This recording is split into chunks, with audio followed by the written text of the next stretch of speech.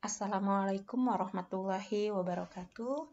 Hari ini kita akan membahas tentang pola pengembangan penulisan paragraf atau esai. Yang dimaksud pola pengembangan penulisan adalah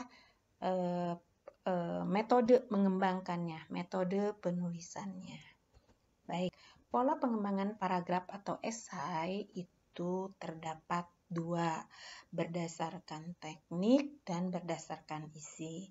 Berdasarkan teknik ada alamiah dan ada yang logis, sedangkan berdasarkan isi ada berupa perbandingan, berupa contoh, berupa sebab akibat, dan klasifikasi. Selanjutnya kita akan bahas satu persatu. Nah, tadi disampaikan bahwa pola pengembangan berdasarkan teknik ada dua, yaitu alamiah dan logis. Pola pengembangan alamiah bisa berupa kronologis atau urutan waktu, bisa juga urutan ruang. Sementara teknik pengembangan logis itu bisa secara klimaks, dari klimaks ke anti klimaks atau sebaliknya, dari umum ke khusus atau sebaliknya khusus ke umum. Pola pengembangan alamiah. Yang pertama yaitu kronologis atau urutan waktu. Pola pengembangan kronologis ini digunakan dalam berbagai ilmu pengetahuan. Biasanya rata-rata menjelaskan tentang sebuah proses. Di dalam sebuah pembelajaran itu pasti ada proses. Misalnya pelajaran bahasa Indonesia. Bagaimana cara menulis esai, langkah-langkah menulis esai. Dalam pelajaran IPA, bagaimana melakukan praktek kimia mencari asam basa, atau dalam pelajaran matematika, bagaimana menghitung persamaan atau pertidaksamaan. Itu semua adalah menjelaskan proses menghitungnya atau bagaimana cara menyelesaikan soal cerita, atau di dunia pendidikan bagaimana cara membuat soal yang baik. Nah, itu sangat banyak. Kemudian bisa juga urutan kronologis atau urutan waktu ini mendeskripsikan peristiwa dalam periode waktu tertentu atau selama periode waktu tertentu. Perjuangan Imam Bonjol, perjuangan Imam Diponegoro, atau proses proklamasi kemerdekaan. Jadi kalau proses proklamasi kemerdekaan itu akan dibahas adalah selama periode tertentu dari persiapan sampai proklamasi dilaksanakan. Atau Imam Bonjol, perjuangan Imam Bonjol dari mulai Imam Bonjol berjuang sampai selesai, ya. Jadi atau masa pendudukan Jepang. Jadi selama Jepang masuk ke Indonesia sampai selesai. Atau contoh kekhalifahan Utsman, maka sejak Utsman menjadi khalifah sampai selesai itu adalah kronologisnya dibahas. Jadi berdasarkan kronologis. Kemudian urutan ruang, menjelaskan ruang atau sesuatu, mendeskripsikan dari atas ke bawah, dari ke kiri ke kanan atau sebaliknya. Jadi bila sesuatu itu berbentuk benda, yaitu atas ke bawah, atau mungkin karena bendanya benda volume, berarti dari atas ke bawah, dari kiri ke kanan, ya. Itu berdasarkan urutan ruang. Selanjutnya adalah tentang penanda transisi kronologis. Penanda transisi yang dipakai dalam pengembangan paragraf atau esai dengan pola teknik alamiah bisa berupa kata ataupun frase. Contohnya pertama, kedua. Nah, ada kata pertama, kedua, ketiga, dan seterusnya. Kemudian selanjutnya itu menunjukkan sebuah proses, ya. Pertama kita siapkan bahan-bahan. Yang kedua bersihkan semua bahan. Nah, dipakai dalam resep, ya. Artinya pola pengembangan paragraf secara kronologis itu dalam kehidupan sehari-hari banyak, termasuk ibu-ibu menggunakan itu gitu ya. Membuat kue bolu nggak mungkin ngacak-ngacak jadi pertama, kedua, ketiga gitu ya. Walaupun dia bentuknya tidak esai karena bukan dia teknik banget ya, bukan pemikiran gitu. Tetapi dia tetap ada pertama, kedua, tetapi ada juga proses pembuatan kue itu setiap langkah pertama. Siapkan bahan A, B, C, D, D, E, F, timbang dan bersih dan sebagainya itu dalam bentuk satu paragraf. Yang kedua, kerjakan apa misalnya menghaluskan bumbu yang dihaluskan adalah bla bla bla bla, itu jadi 2 paragraf ya. Tentu saja pertamanya ada pola ada paragraf pendahuluan. Kenapa dia membuat kue bolu seperti itu misalnya. Kemudian yang berbentuk frase pertama, nah itu dia. Lakukan tahap prapenulisan. Kalau dalam resep berarti kan pertama siapkan bahan-bahan. Bahan-bahan yang diperlukan adalah 1, 2, 3. Nah itu ya dalam resep. Tapi kalau dalam ilmu pengetahuan contohnya lakukan tahap prapenulisan, lakukan tahap prapercobaan dan sebagainya. Sementara itu persiapkan juga bukti yang akurat untuk mendukung tulisan Anda. Periksa kembali tulisan yang telah dibuat. Terakhir, periksa kembali tulisan yang sudah dibuat. Kemudian penghubung yang digunakan sejak, setelah, sampai dengan, segera, ketika, sebelum, sesaat, ya, dan lain sebagainya. Kemudian katanya atau frasenya, setelah melewati tahap penulisan, lakukan tahap berikutnya untuk memeriksa tulisan Anda. Kemudian jangan lupa memeriksa kembali semua penulisan diksi ketika Anda menulis. Yang lainnya langkah pertama ya, nggak pertama tapi ada langkah pertama, kedua, sampai terakhir keesokan harinya 5 menit kemudian.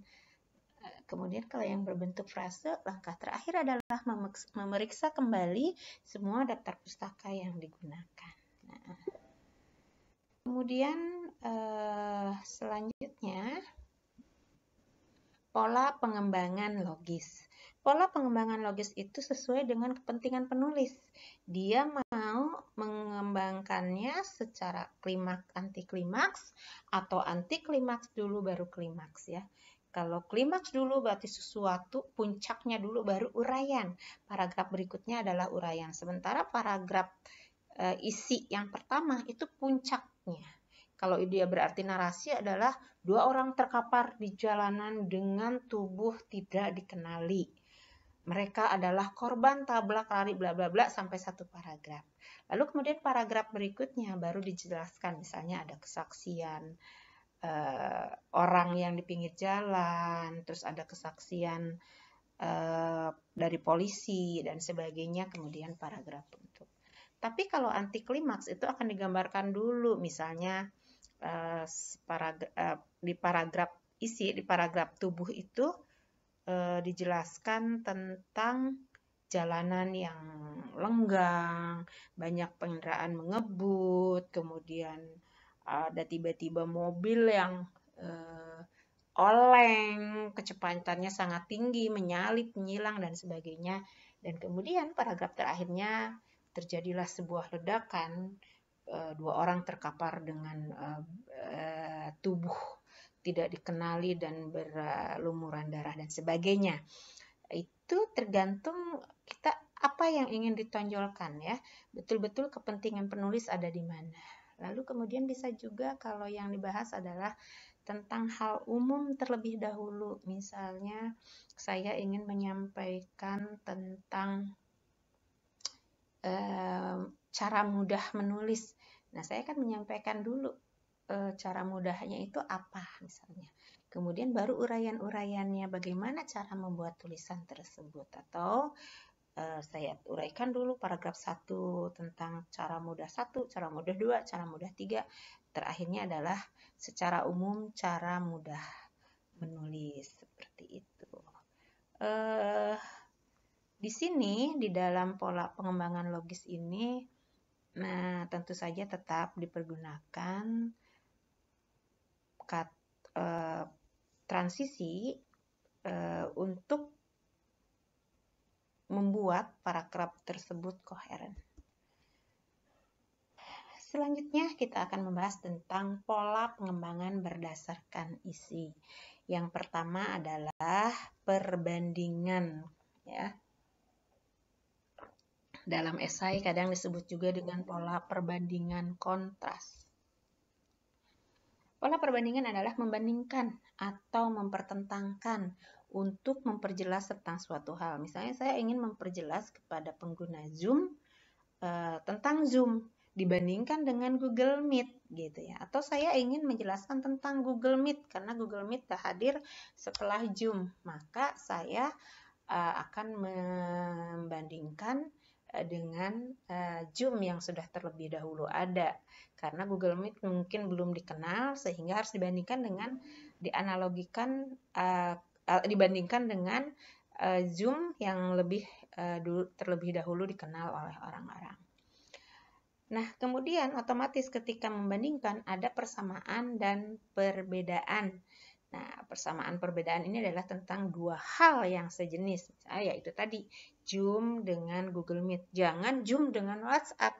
Itu tidak sejenis, tapi kalau WhatsApp dengan Telegram. Lalu perbandingannya itu bisa per topik atau bisa juga dalam bentuk blok. Per topik itu misalnya seperti ini.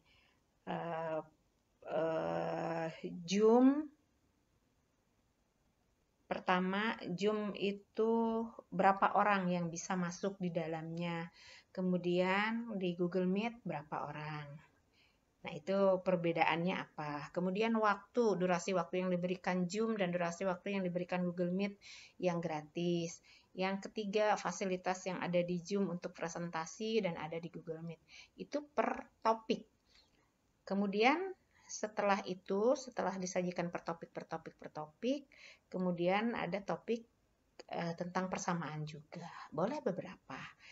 Persamaannya ada berapa, perbedaannya ada berapa. Atau bisa juga dibuat dengan blok. Persamaan dulu, baru kemudian ada paragraf transisi, persamaannya menjelaskan tentang persamaan Zoom, persamaannya apa atau perbedaannya apa, kemudian ada paragraf transisi, kemudian baru perbedaannya. Jadi beda ya, jadi persamaan, perbedaan, perbedaan. Tapi secara berantai gitu. Tapi juga di blok pertama tentang Zoom, baik yang sama maupun bedanya, paragraf transisi kemudian membahas tentang Google Meet itu keseluruhannya, baik yang sama maupun yang berbedanya dengan antara Google Zoom dengan Google Meet. Jadi Zoom dulu, paragraf transisi, kemudian Google Meet, seperti itu. Nah,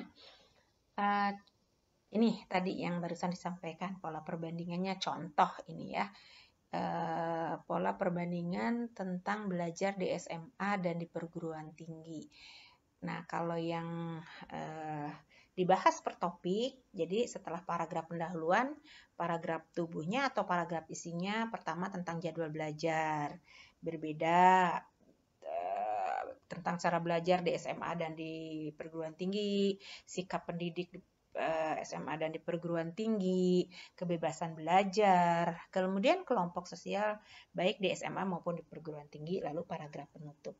Kemudian kalau secara blok, setelah paragraf pendahuluan itu paragraf isi, perbedaannya aja dulu yang dibahas. Jadi jadwal belajar, cara belajar, sikap pendidik, kebebasan belajar. Baru kemudian ada paragraf transisi, kemudian yang B-nya adalah persamaannya tentang kelompok sosial, baik di SMA maupun di perguruan tinggi, baru kemudian paragraf penutup. Penanda transisi yang dipergunakan dalam perbandingan. Kata penghubungnya contohnya tetapi, melainkan. Nah, tetapi, melainkan, sedangkan, akan tetapi, sebaliknya, padahal, namun, dan, atau, serta, meskipun, walaupun ya. Jenis pekerjaan kami sama, namun gaji kamu berbeda. tetapi gaji kami berbeda. Jadi kata-katanya itu menggunakan kata-kata penghubung yang kebalikan. Contoh lainnya seperti, serupa, yaitu untuk kondisi lalu lintas di kuda ini tidak jauh berbeda, berarti ini menunjukkan persamaan. Wajahnya serupa dengan saudaranya, menunjukkan persamaan juga. Ini contoh yang tadi ya, perbedaan belajar di SMA dan di perguruan tinggi atau kuliah. Misalnya jadwal belajar di SMA teratur, di kuliah berbeda, ini berbeda. Ini gagasan-gagasannya sudah ada. Jadi yang akan dibahas nanti jadwal belajar, cara belajar, sikap pendidik, kebebasan belajar, kelompok sosial. Berarti ini yang dibahas secara berantai ya, tidak blok. Karena jadwal belajarnya di SMA gimana, berubah-ubah, di kuliah berubah-ubah, ini teratur, jadi ini berbeda. Ini contoh bahwa ini sudah gagasannya sudah ada, ini sudah kerangka. Ini kalau dibuat, ditulis, maka akan menjadi 1, 2, 3, 4, 5 paragraf plus 2 paragraf, 1 pendahuluan, 1 penutup akan menjadi 7 paragraf. Berikutnya adalah pola pengembangan berdasarkan isi, yaitu sebab akibat. Nah, sebab akibat juga menjelaskan, membuat sebuah paragraf atau esai yang menjelaskan sebuah sebab yang mengakibatkan hal tertentu atau akibat dari suatu sebab disebabkan oleh apa. Pengorganisasiannya juga ini sama, bisa blok, bisa rantai. Blok itu berarti bisa sebab, paragraf transisi, akibat, atau sebab, paragraf transisi, akibat, paragraf transisi, sebab, atau secara blok. Sebabnya terlebih,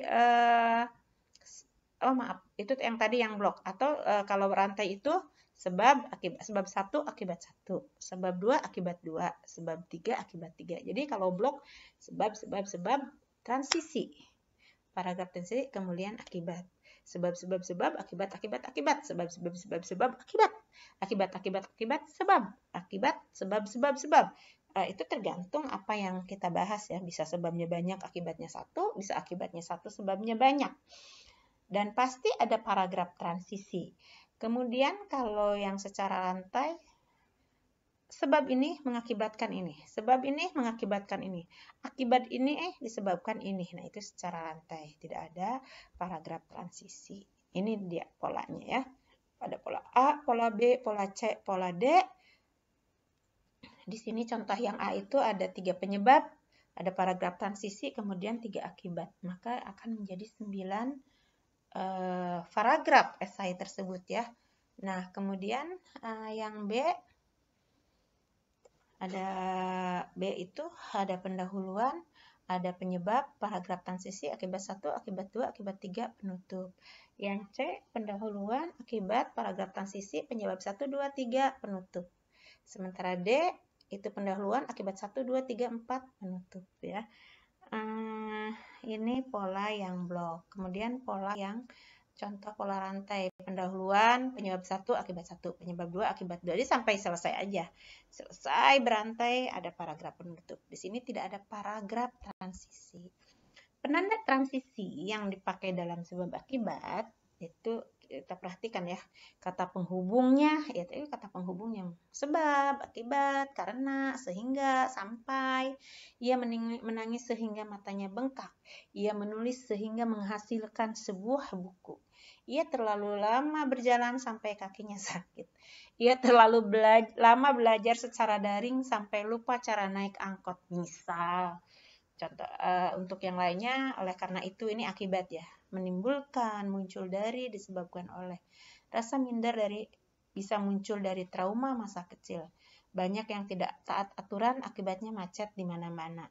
Banyak yang tidak melaksanakan protokoler 3M, akibatnya orang yang terkena virus COVID-19 semakin banyak. Pola pengembangan berdasarkan isi yang lainnya yaitu klasifikasi klasifikasi. Klasifikasi berarti mengelompokkan. Jadi kita kelompokkan tuh gagasan utamanya apa, diikuti oleh gagasan-gagasan pendukung secara rinci, secara tergantung klasifikasinya. Gagasan pendukung itu dikelompokkan sesuai dengan klasifikasi di gagasan utamanya. Kemudian klasifikasi ini misalnya contoh dalam pelajaran IPA ya, ada 3 jenis. Nah, ada 3 jenis tumbuhan akar serabut. Nah, maka pertama itu adalah misalnya ada 3 macam tumbuhan. Pertama ada dua macam tumbuhan. Pertama berakar serabut, kedua berakar tunggang. Maka yang berakar serabut dibahas dulu, diikuti dengan gagasan-gagasan pendukungnya. Gagasan pendukung dari berakar serabut mungkin bisa diuraikan lagi, tanaman darat, tanaman air, dan sebagainya seperti itu ya. Kemudian pola pengembangan berdasarkan isi yang berikutnya yaitu contoh-contoh. Contoh-contoh itu pola pengembangan yang melaksanakan pemerian, merinci gagasan pendukung itu, merinci gagasan utama. Misalnya contoh adalah gagasan utamanya cara menjahit daster, yang mudah aja ya, cara menjahit daster. Nah, pertama pola, yang pertama bahan, kedua polanya, yang ketiga menggunting pola, yang keempat adalah menjahit baju. Nah, itu gagasan utamanya menjahit daster. Lalu pola pendukungnya tadi yang 4 tadi, kemudian dirincikan satu persatu pendukung dari gagasan utama ini tersebut sehingga menjadi sebuah penjelasan paragrafnya. Ini adalah contoh paragraf, ini bukan contoh esai, contoh paragraf urutan waktu. Evolusi komputer. Nah, coba perhatikan. Dalam kurun waktu 60 tahun yang relatif singkat, telah terjadi evolusi yang luar biasa dalam ukuran dan kemampuan komputer. Pada saat ini, chip komputer yang lebih kecil dari ujung jari Anda memiliki kemampuan yang sama dengan mesin berukuran beberapa tahun yang lalu. Komputer dikembangkan sekitar tahun 1945. Komputer begitu besar sehingga mereka membutuhkan ruangan ber-AC khusus. Sekitar 20 tahun kemudian, pada tahun 1960-an, komputer berukuran meja dikembangkan. Ini hanya satu paragraf, tapi bila menjadi sebuah esai, ini pertama 60 tahun relatif singkat, tahun 45. Ini akan menjadi satu paragraf, tahun 60 menjadi satu paragraf, tahun 71 menjadi satu paragraf, mikroprosesor modern menjadi satu paragraf, akan menjadi banyak paragrafnya, belum lagi tinjauan paragrafnya dan sebagainya. Dan menulis ini tentu saja membutuhkan